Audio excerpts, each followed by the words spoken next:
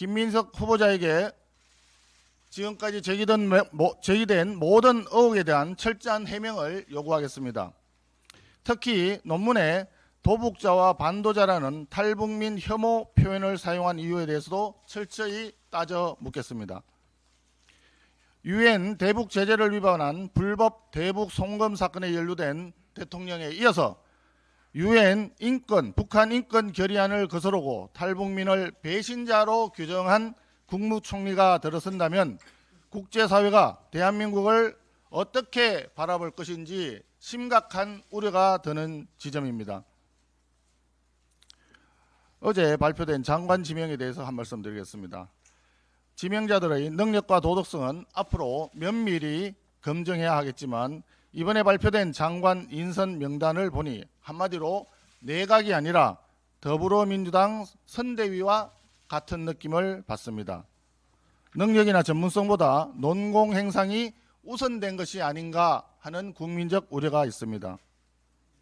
더구나 유례없이 민노총 위원장 출신의 고용노동부 장관을 지명한 것은 특히 우려되는 부분입니다.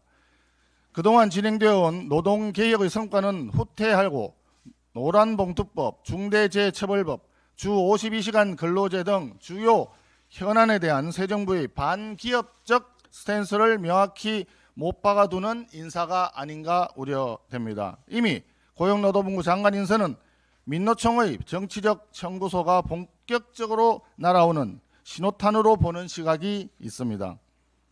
외교 통일 라인은 한마디로 실패한 올드보이들의 귀환이로 보입니다. 노무현 정부의 대표적인 자주파 인사였던 이종석 전 통일부 장관을 국정원장으로 지명한 데 이어서 역시 노무현 정부의 통일부 장관이었던 정동영 의원을 다시 통일부 장관으로 지명했습니다. 그리고 문재인 정부 시절 외교부 차관이었던 인물을 외교부 장관에 지명했습니다. 노무현 문재인 정부의 실패한 탈미 친중 외교가 재현될까 심히 우려됩니다. 마지막으로 유임된 송미령 농림축산식품부 장관에게 공개 질의합니다. 송미령 장관은 지난해 민주당이 일방 처리했던 농업사업법과 농업회의소법에 대해 윤석열 대통령에게 제2요구권 행사를 건의한 바 있습니다. 어제 여야 합의로 농해수위를 통과한 한우법에 대해서도 과거 제2요구를 건의한 것이 송미령 장관입니다. 어제 송 장관은 국회에서 양곡법에 대해 새 정부의 철학에 부합하는 방향으로 추진하겠다고 말했는데 국민들 시각에서는 매우 비겁한 태도로 보입니다. 장관의 철학이 곧 정부의 철학입니다. 본인이 과거 대통령에게 제2요구를 건의했던 법안들에 대해 그 누구도 아닌 본인의 소신과 철학을 중심으로 국민들께 상세히 설명하기 바랍니다. 이란 관련해서 한 말씀 드리겠습니다. 최근 중동 위기가 이란과 이스라엘의 휴전 합의로 다행히 소강 상태로 접어들 것으로 예상이 됩니다.